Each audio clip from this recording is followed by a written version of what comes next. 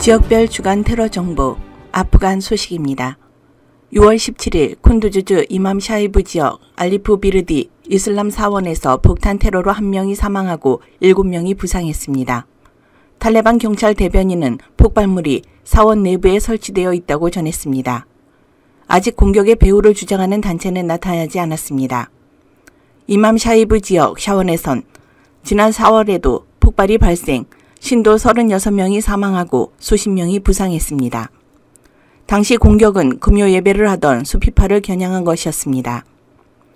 탈레반 재집권 후 급진 수니파 무장단체 이슬람 국가 호라산 ISK가 소수파인 시아파와 수피파를 겨냥한 테러가 연이어 발생하고 있습니다. ISK는 탈레반과 마찬가지로 수니파 무장 조직이지만 종교와 전략 문제에 이견을 보이고 있어 유혈 사태를 빚고 있습니다. 지난 4월 아프가니스탄 북부 쿤두즈의 한 시아파 모스크 사원 내부에서도 폭탄 테러가 발생해 20명 이상이 사망했습니다. 지난해 8월 ISK는 아프가니스탄 카불 공항 외곽에서 자살 폭탄 테러를 자행해 미군 13명과 민간인 170여 명이 사망한 바 있습니다. 대만 소식입니다. 6월 21일 대만이 방공식별 구역에 출현한 중국 항공기 29대에 경고하기 위해 전투기를 긴급 출격시킨 것으로 나타났습니다. 이는 지난 5월 중국 항공기 30대가 출현한 이후 최대 규모입니다. 지난 2년간 대만이 민주적으로 통치하고 있는 섬 부근과 프라타스 군도의 방공식별 구역 등에서 중국 공군이 반복적으로 임무를 수행해 왔다고 불만을 토로했습니다. 중국은 대만이 자국의 영토라고 주장하고 있습니다.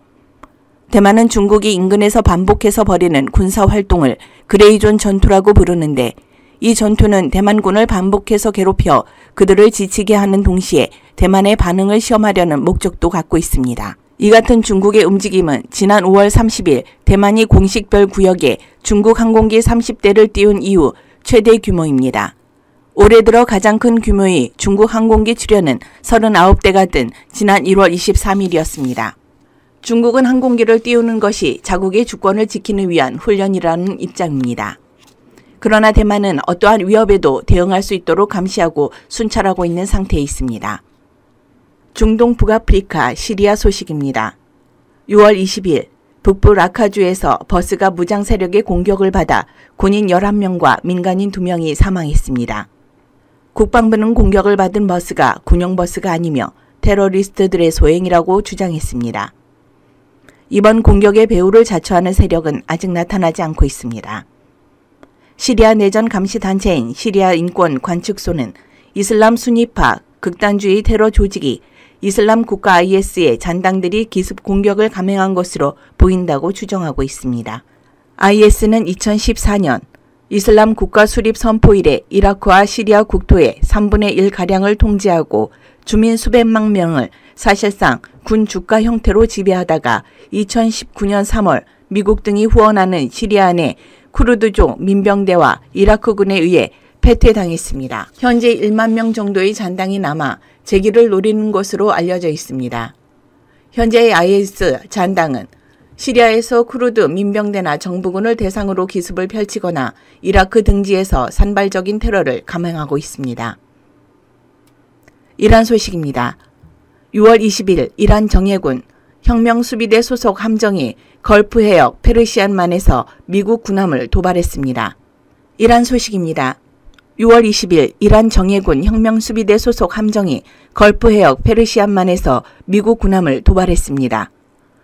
이란 혁명수비대 고속 단정 3척이 걸프 해역 공해상을 순찰하던 미국 해안경비대 소속 함정 2척에 접근했고 경고 신호탄을 발사한 후에야 방향을 틀었습니다. 양측의 마찰은 1시간가량 계속됐으며 이란 함정이 해당 해역을 떠나면서 마무리됐습니다. 중동을 관할하는 미 중부사령부는 이란 해군의 행동이 전문적이거나 안전한 해상 행동에 대한 국제 기준을 충족하지 않아 오산과 충돌 위험이 높아졌다고 비판했습니다. 이번 이란의 도발은 미국과 이란 함정이 걸프 해역 공해상에서 마찰을 빚은 것 중 가장 근접했습니다. 걸프 해역에서 매년 수차례 미 군함과 이란 혁명수비대 고속 단정이 근접하는 일이 벌어지고 있습니다.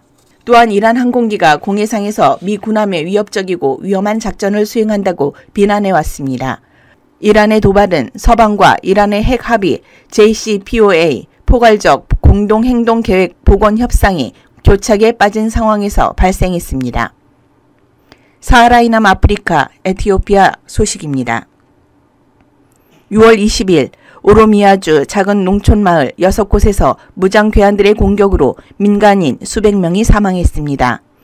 사망자 대부분 이 지역의 소수민족인 아마라족으로 최근 에티오피아에서 민족 간 분쟁 과정에서 발생한 민간인 희생 가운데서는 가장 큰 규모로 꼽히고 있습니다. BBC는 목격자 증언을 인용해 피살 규모가 250명 이상이라고 보도했고 가디언은 260명에서 최대 320명이 사망했을 가능성이 있다고 전했습니다. 공격의 배후로는 2019년부터 오로미아주에서 정부군과 내전을 벌이고 있는 오로모 해상군 OLA로 보여지며 OLA 측은 이를 부인하며 정부와 연계된 세력의 책임이 있다고 반박했습니다. 에티오피아 총리는 구체적인 내용은 밝히지 않은 채 불법적이고 불규칙적인 세력에 의한 무고한 민간인에 대한 공격과 생계 파괴는 용납할 수 없다고 규탄했습니다. 에티오피아는 80여 개의 민족, 10개의 준자치 지방정부로 구성된 연방국으로 민족 간 갈등이 잦았습니다. 이번 공격의 배후로 지목된 오로모 해방군 역시 정부에 대항하며 TPLF에 합세한 상태입니다. 나이지리아 소식입니다. 6월 20일 나이지리아 소식입니다. 6월 20일 북서부 카두나주에서 괴한들이 교회와 성당을 공격해 8명을 살해하고 38명을 납치했습니다. 앞서 2주 전에도 나이지리아 남서부에서 AK-47 소총과 폭발물로 무장한 괴한들이 성 프란체스코 성당을 공격해 40명을 살해한 바가 있습니다. 정부는 당시 공격의 배후로 극단주의 무장단체 이슬람국가 서아프리카 지부 ISWAP를 지목했으나 ISWP는 이를 부인했습니다. 북서부 지역은 현지에서 산적들로 알려진 무장갱단의 준동으로 납치와 습격 사건이 빈번했습니다. 이번 교회 공격도 괴한들이 주변 마을을 습격하고 상점을 약탈하는 과정에서 일어났습니다. UN 아동기금에 따르면 지난해만 해도 학교 등을 타겟으로 한 20여 건의 대량 납치극이 발생해 학생 1,500명가량이 납치됐다고 전했습니다. 피랍 학생들은 문갑 협상 이후 대체로 풀려났지만 일부는 산적들의 은신처인 숲속의 인질로 계속 잡혀있다고 전했습니다. 무법 상황에 가까운 나이지리아의 고질적인 치안 불안은 무함마두 부하리 대통령의 후임을 선출하는 내년 대선의 주요 의제 중 하나입니다. 말리 소식입니다.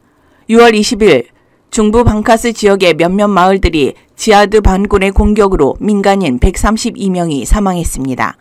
집권 군사평의회의 아시미 고이타 대령은 21일부터 사흘간 애도 기간을 선포했습니다. 정부는 카티파 그룹의 지하드 반군이 공격을 자행했다고 말했습니다. 이번 공격은 이슬람 극단주의자들의 폭력이 말리 북부에서 방카스 같은 중앙 지역으로 확산되고 있음을 보여주며 극단주의 반군들은 북부 도시 가우와 중심의 옵티 사이에 도로를 봉쇄했습니다. 말리 주재 UN 평화유지군 대표단도 반디아가라 지역에서 극단주의 단체들에 의한 민간인 공격이 우려된다고 밝혔습니다. 아메리카 미국 소식입니다. 6월 21일 미국이 대인질의 사용을 전면 금지한다고 발표했습니다. 다만 한반도는 안보 상황을 고려해 예외 지역으로 두었습니다. 한반도 이외 지역에서는 오타와 협약에 따라 대인질의 사용을 금지할 방침이라고 밝혔습니다. 이번 방침으로 미국은 대인지뢰를 생산하거나 사용, 비축하지 않으며 한반도 방위 목적 이외에는 오타와 협약에 반하는 어떤 행위도 지원하지 않는다고 백악관은 설명했습니다. 1997년 체결된 오타와 협약은 대인지뢰의 사용과 생산, 비축을 금지한 협약입니다. 북대서양 조약기구 회원국을 비롯해 160여 개국이 가입해 있습니다. 미국은 오타와 협약 가입국이 아닙니다. 한국과 중국, 북한 등도 가입하지 않았습니다. 이 같은 조치에도 한반도의 특수성과 한국의 방어에 대한 미국의 약속에 따라 현 시점에서 대인지뢰 정책은 유지한다며 대인지뢰를 대체하기 위한 미국의 노력에도 동맹 한국의 안보는 최우선 고려가 될 것이라고 강조했습니다. 대인지뢰는 전술적 효과가 크지 않으며 민간인 살상 위험성이 높고 전쟁이 끝난 후에도 수고가 어려워 대표적인 반인도주의적 무기로 비판받아 왔습니다. 국무부에 따르면 현재 미국은 300만 개의 대인지뢰를 비축하고 있습니다. 2002년 아프간에서 한 건을 제외하고는 1991년 걸프전 당시 마지막으로 대인지뢰를 사용했습니다. 멕시코 소식입니다. 6월 21일 치와와주 성당에 총격범의 추격을 피해 한 남성이 피신을 왔는데 총격범들이 들이닥쳐 남성뿐만 아니라 신부들에게도 총을 쏴 모랄레스 신부와 살라사르 신부가 사망했습니다.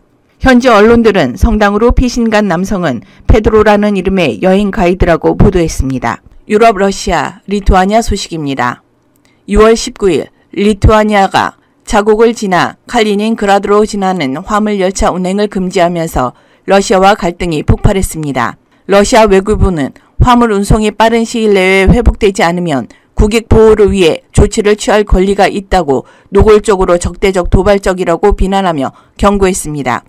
나토 회원국인 리투아니아에 군사적 대응 조치를 취할 수 있다고 위협한 것입니다. 리투아니아는 러시아산 석탄과 철강 수입을 금지한 제재를 이행하기 위해서는 러시아 본토에서 해당 화물을 싣고 자국을 통과해 칼리닝그라드로 가는 열차의 통행도 막아야 한다는 것입니다. 북대서양 조약기구 회원국인 리투아니아와 국경을 접하고 있고 발트해로 연결돼 러시아 유일의 부동양 기지가 있습니다. 발트 함대의 주둔지이기도 합니다. 특히 러시아는 핵투탄 탑재가 가능한 아스칸데르 미사일을 이곳에 배치했습니다. 스웨덴, 핀란드가 나토에 가입하면 발트해에 핵무기를 배치하겠다 위협한 곳이 칼리닝그라드입니다. 러시아가 나토 회원국의 군사적 보복 조치를 시사하면서 리투아니아가 우크라이나에 이어 유럽의 자칫 군사적 충돌이 발생할 수 있는 제2의 화약고로 떠오르고 있습니다. 리투아니아 내 반러시아 정서도 높아졌습니다. 빌뉴스 시내 관공서를 비롯해 주택가 곳곳에는 우크라이나 국기가 걸려 있습니다. 리투아니아는 러시아 위협에 대응해야 한다며 나토의 발트해 주둔 병력 증강을 요구하고 있습니다.